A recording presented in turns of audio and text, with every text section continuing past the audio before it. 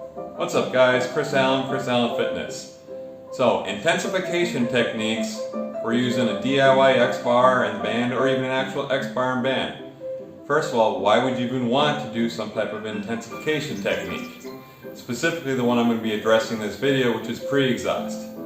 Well, the question is, you see this video here, why exactly did I hit failure in this movement? Was it because my triceps and my shoulders combined at once failed, or did the smaller muscle group fail to be able to push the weight and so the exercise was terminated? The general thinking is, in this example of the overhead press, it wasn't my shoulders that gave out on me, it was the smaller muscle, the triceps. So a pre-exhaust movement seeks to remedy that situation by doing an isolation exercise for one muscle and then doing a combination or multi-joint exercise for another.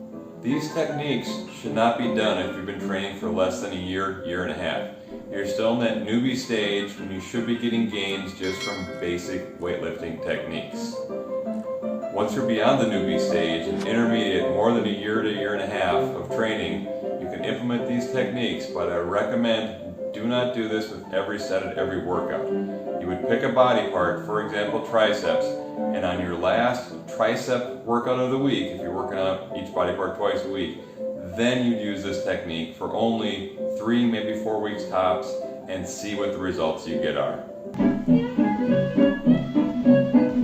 Shoulder pre-exhaust movement number 1, it's going to be lateral raises to an overhead press. You can do your lateral raise one of two ways, either grasping the band, having it be on the platform or sitting on it and go like this, but it does limit your range of motion. Or my preferred method where I loop the bands into my elbows like this. So I go to failure and do a couple more with less range in your lateral raises. Just hit failure while doing the lateral, so now I immediately, with little to no rest, move into the overhead press. And I do this until I hit failure. Whenever that occurs, and since I'm using bands, even if I hit failure here, I'm still going to try and get a couple 2 or 3 more reps.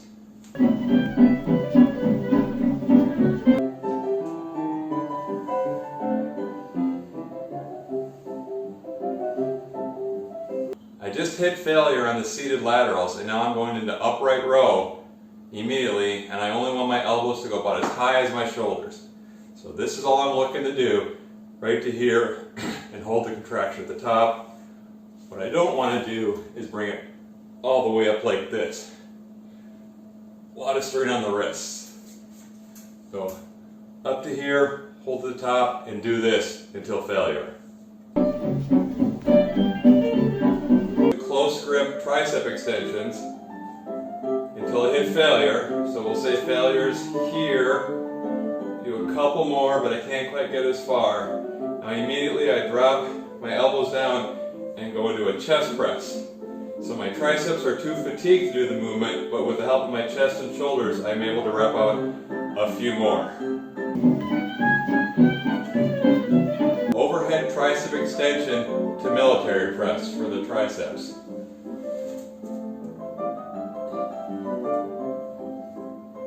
Again, I hit failure, try and do a couple more, and bring the weight over, widen it out, and now military press with my already fatigued triceps, but my shoulders still have enough strength to help me power through a few more reps. For the biceps, we're going to do curls or drag curls to what I call squat curls. So we'll do regular curls, and I'm going to hit failure on the 4th one here. Try a couple more, and now I'm going to squat down, curl the weight up, stand up, and slowly fight it on the way down.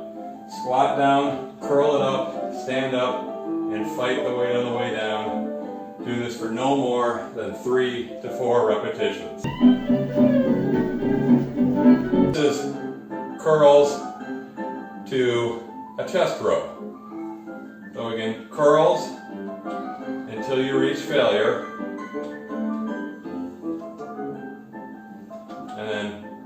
once you hit failure, try one or two more, and I'll bend down, and with our back, we're going to curl the weight to our chest. So now we're going to be using our back and our biceps to bring the weight up.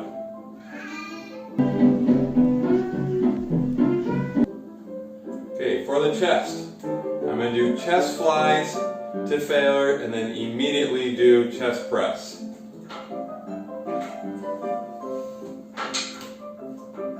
Bringing the bands across my chest. We'll say I hit failure on the next one. Try and get a couple more. And then immediately chest press.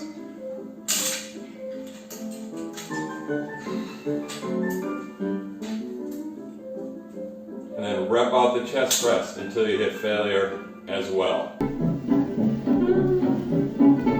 Flies to what I'm calling push flies. So I do the flies until I hit failure, and then at this point I now turn it into more of a chest press. So I bring my triceps into it while still remembering to get my hands and elbows across my center line. This is a modified straight arm pull down, but I'm calling it an elbow pull down followed by a bent over row. Step on the bands. I want you to put your arms through the rope, get it around your elbows. So now, as you drive up, your biceps are not involved at all, and it's only your back muscles that are pulling your elbows straight up. So you do this until you hit failure, and then at this point,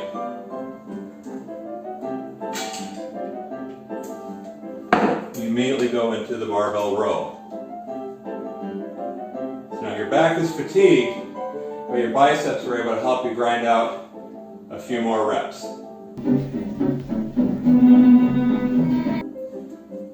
Now as a bonus, this will only work if you have basically a power rack or a pull-up bar.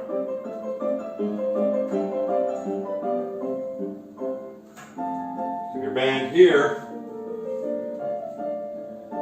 So for a slight side view, do stiff arm pull downs, making sure to get the stretch at the top. Do this to failure, and then immediately do some pull-ups.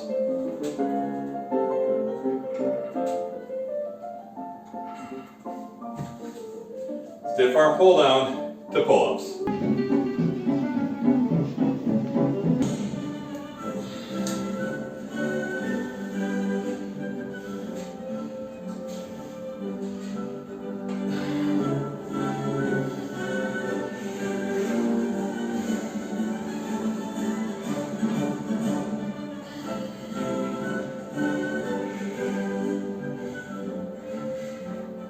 Thanks for making it this far in the video. Hope you have a great day, and here's some outtakes for you to take a look at. Maybe you'll find them as funny as I did. Thank you. I immediately rep out on the upright rows until I hit failure. I immediately rep out. So I just hit failure on the side. I just hit failure while doing the lateral. So now I immediately